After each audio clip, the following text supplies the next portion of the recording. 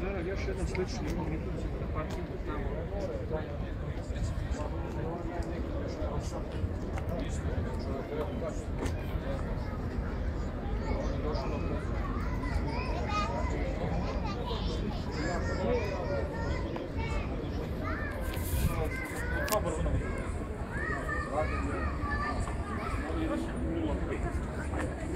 Prije Lazar, isto 100 godina se jako. Ima jedan motor ili dva?